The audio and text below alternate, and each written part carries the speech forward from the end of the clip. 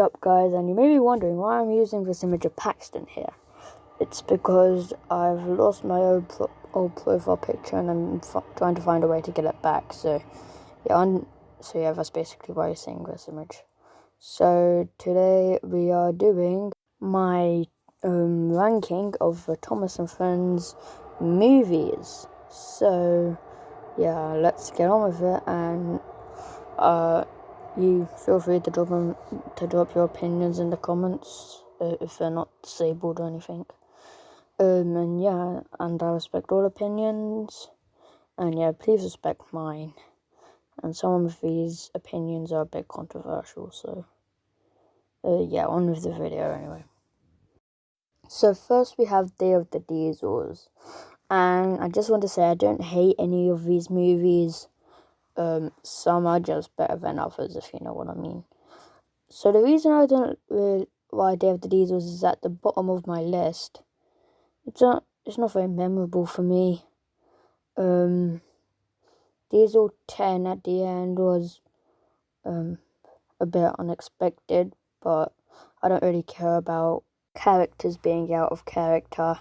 I don't mind about that, but it's just Diesel 10 was quite a badass in Magic Railroad, and yeah. Also, the new characters are dickheads. Flynn and Belle. What I hate in the beginning is that the narrator says in the fire, like, and out of the smoke, steam Belle. We don't know who the fuck Belle is, so why are you saying her name like we've seen her before? I don't watch the Miller series. Series being season 16 through season through season 13 and season 16, so I don't know if they introduced her beforehand. But they're acting like we've never seen her before, so I don't think we have seen her before. Anyway, this film just wasn't very good in my opinion, and yeah, I respect people who think it's good, their opinions, but yeah. So, on with the next one. For number 17, we have Calling All Engines. And what was bad about Calling All Engines, in my opinion, is it was just quite boring, really. So basic, and Toby doesn't even speak. Yeah, this is where they start to get rid of Toby. And what I didn't like is how they just used George and he didn't say a word. After he was cut out of Magic Railroad, I would have liked to see him speak in a movie. We haven't even saw him. He hasn't spoken in one movie. And that pissed me off, so yeah, not that good in my opinion, and yeah, so it's better than Day of the Diesels, but just, it's quite a boring movie, and if they could have started the 60-minute special, it's better, and the 60th anniversary was wasted, so let's go on with the next one. For number 16, we have Misty Island Rescue, and yeah, I think people are too harsh on this film.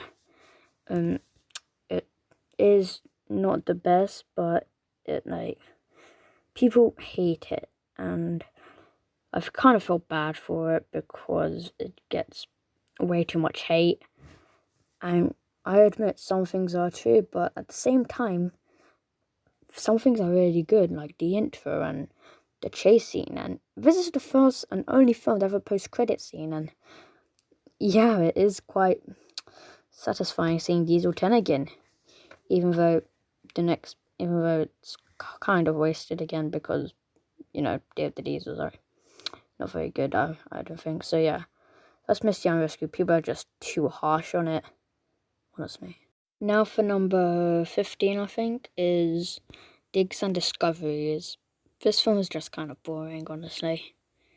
It's not bad, don't get me wrong, but just, yeah, when I first watched it, I thought it was okay, but just, it's not as good as some of the other films Mattel has made. So yeah, it just wasn't really that good, I don't think. But as I said, it's not bad, and I don't hate any of these, so, but it's better than the ones we've had, so yeah, that's it. Digs and Discoveries was just kind of boring for me. Next is Big World Big Adventures. Big World Big Adventures is pretty good, I think. It may be a bit low down, but I mean, heck, there's 18 movies. And I know some other movies, but hey, we'll talk about that later. So Big World Big Adventures, it is kind of rushed a bit. And yes, it's just a bit rushed, but apart from that, the rushed scenes and things, it's pretty good. And yeah, the climax was good with the avalanche, and the songs were great, I think. And even though some scenes were weak, it's still really good, I think. Really good. Coming up next is The Great Discovery. Now, the reason this is so, this is at the back, it's not that I don't like this. It's really good, just that the voice actor. It's like Pierce Brosnan, he's really good at the Fat Controller and the narrator, but I agree with Thomas von Edward 2 and 3 that they should have brought the voice actors here instead of Hero of the Rails, but it's still good. And the only scenes I really love were when the trucks crash into the tower and it falls down. Them shots are just gold. And I liked the bridge collapse scene, and I liked the mine. And Thomas You're the Leader was an amazing song, and just the first one they brought a rap into Thomas. Now it's Blue Mountain Mystery. Blue Mountain Mystery was really good in my opinion. Miller done a good job for this. I can't believe I just said that, but I did. Deal with it. And yeah, just the last scene was a bit weird. Like, it was just such a sudden turn. But I just found it really funny for some reason when Skylar said, "What did you do?" Yeah, I just thought that was funny. For some reason, I don't know. But you could have just had it bend the handle run away. Or you could have just kept it the way it was. But I think other people will prefer, like, it would be no one running away. And yeah, it's just, yeah, that scene was the only meh scene. The rest is really good, and the twists are great. And spoiler warning, if you haven't seen it, turn off now because I'm gonna spoil it for you.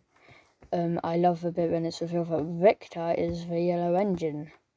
It's just such a great twist, and yeah, it's just such a great movie, and I'll never understand why no one likes it. I still respect your opinion, but just I won't beat you up or anything.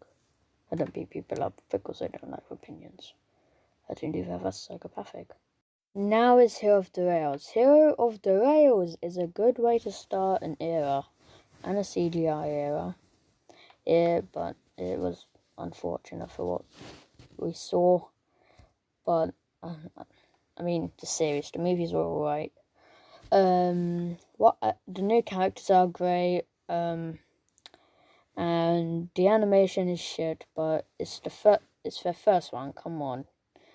And, like, Spencer being a villain is pretty good. They didn't just go and get another one. They just used a character who was there, but just not used much. That's pretty good, I think. And I'm glad they didn't bring some former actors back. Sorry about that. Yes, so Hero of the Rails is really good in my opinion. And yeah, give it a watch. It's very, very good. And it's definitely worth the time of your watching. Is that grammatically incorrect? I don't know. Now it's Thomas and the Magic Road. My flipping god, I love this. This is some serious shit right here. It's very, very good. The test audiences did ruin it a bit, but still, it's a very good film. I love the new characters. Some of the voice actors were not that good, but I don't mind. The director's cut voice actors was better. I think. But this film is just really good, and give it a watch. I'm planning a review on it, so keep Right out for that. And yeah, watch this film, give it a watch. It's quite underrated, I think. And yes, and the nostalgia critic, he was too hard on it. And yes, so give this a watch. It's very good and underrated. So yeah, tell me what you think of it. Actually, I don't mind actually. Now at number 9, we have The Royal Engine. It's a pretty good double-length episode, and I do count. I know these aren't movies, but I still count them in here for some odd reason, since they're not exactly episodes. And why is this film so far back? That is because of the fan service. Gordon being built at Doncaster, however you want to pronounce it. Henry going to Crewe. Thomas under special letter. Gordon goes foreign. A lot of fan service. And Charles is a kid. Don't know how that's bloody possible. But anyway, this film it's pretty good, but it's just because of the fan service that made it a bit. That made it back here, but still, anyway, it's really good, this film, and yeah, so give it a watch. It just came out, so yeah, watch it. Now at number 8, we have King of the Railway. There's not much to say really. This film is just good. It's great. It's amazing. So yeah, the new characters are great. Stephen, Billy, Connor, Caitlin, except for Irish for some reason. They're meant to be American, but hey, that's just nitpicking. So, and the animation, it's not all bad. They could have done some improvements, but again, it's their first movie, so I don't really mind it. I honestly, well, I could tell the difference, but so that's kind of lying. But it's just, yeah, this animation's pretty good, and the story's pretty good. The twist was at the end where the bridge falls was really not necessary, but hey, I mean, it's a good twist, but it didn't have anything to do with the film, so, but it's good. And now we have Steam Team to the Rescue, another good way to celebrate the 75th anniversary. Just the Don't Stop song is great, and when Paxton bashes his head, that was just hilarious. And I think that they should have done, but one negative I have is that when they cleared up the docks, I feel like that they shouldn't have just been singing throughout the whole thing. They should have, had it a bit longer and, actually had some dialogue. And Thomas and Percy talking was hardly anything, but that doesn't stop this from being an amazing movie. Well, special, whatever you want to call it. And so yeah, this is just very good, and yeah, again, I advise you to give it a watch. It's not that much, so yeah, just watch it if you want. I don't care. Now the adventure begins. This was made 5 years ago, and it's a great way to celebrate 70 years of Choo Choo Train Choo Choo Thomas. They adapted the Harold Thomas the Tank Engine, I think. I don't know. I read the books, but I've forgotten the books. So, I don't know much about the books. I just read it like 5 times, but still forgotten. But anyway, this is just a great film. And yeah, so much references to the railway series, and that chase was great. It was amazing, and the reference in the fastest engine on Soda was funny. Funny money. It was funny. So yeah, that's basically it for the adventure begins, and yeah, only 45 minutes, but still, it's amazing. Watch it if you like Thomas.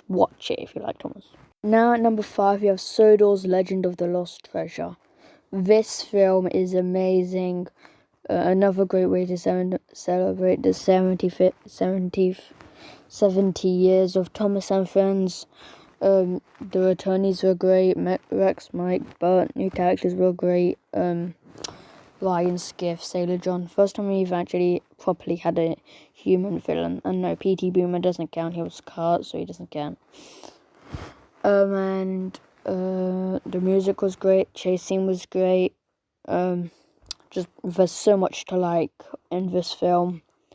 It just so much to like, and yeah, it's just this film is gold. It's so good, so good. Now at number 4 we have Tale of the Brave. Where do I start? This film is great. It's so much action is in this. This scene where Cranky stops the ship was amazing, I think. That's a bit of a controversial scene, I think, but I just love it. I love it. I love all of this. This is just such a great film. I love Percy being the main character. Some people may say it's Dave the Diesels all over again, but yes, it's kind of got the same tone about Thomas and Percy having a fallout, but I mean, the plots are completely different. I mean, and the new characters was great. Gator. Reg was bad. He's forgettable. And yeah, just it's really good and very, very good. And I love James being in it again. And Art did a great job as well. They really done well with this film, and it really got better and it got better throughout. And yeah, it's just a very good film. Very good. Now coming in at number 3 is The Great Race. What I love about this film is, like, just everything. Even though I feel like it should have been called The Great Railway Show, because as Northwest 94 said, this is the Great Railway Show is the Great Races. No, you know what you said. So, yeah, this is just very good. I love Scotsman's Return. Shooting Star Gordon is funny. The songs are great. Thomas was a bit of a dick, but hey, it doesn't matter. Shima was great. Just this film is great. Now we have Marvelous Machinery, and let me just first say that this is this was originally my favorite film, but I just pushed it back one because I thought my number 2, who is now my first, was just a little bit better. So, but Marvelous Machinery, it's still outstanding. New characters are great. Kenji, Ruth, the baddies, what's his face? Baz and Bernie. Sunny's great. And I'm currently doing a rewrite of this, but it's just been put on hold for a while since I've got my Sudden Chronicles trilogy to work on. But this is about my ranking, not Sudden Chronicles. So, yeah, this film's just really good. The chase scene was great, and everything's just great. Great. And coming in at number 1 is You Can See Journey Beyond Solo. Some people didn't like this film. I mean, the JBS group didn't. Yeah, this film is amazing, I think. Just so good. Very, very, very well done, and just a very good film. I love the new characters. Beresford was meh, I think. He wasn't bad, he wasn't great. And, like, the songs were amazing, and just, oh my god, there's so much things to say. The climax was a bit cartoony, but still it was amazing. And I thought it was a bit dark when basically see Hurricane sacrifice his life, but still, it's a very good film, and watch it. It's great, and if you want to watch it, it's great. Very good, very good. So yeah, that's basically my ranking of all the Thomas and Friends films. Thank you all for watching, and yeah, see you in the next one. My next video might be my top 10 favorite episodes, I don't know. But yeah, that's basically it for now. You can put your favorite ranking in the comments, and then you can, yeah, just unless the comments are disabled, which I hope they are, but they probably are because I've done 20 minutes of copyright footage. So yeah, that's basically it, and yeah, see you in the next one. Bye!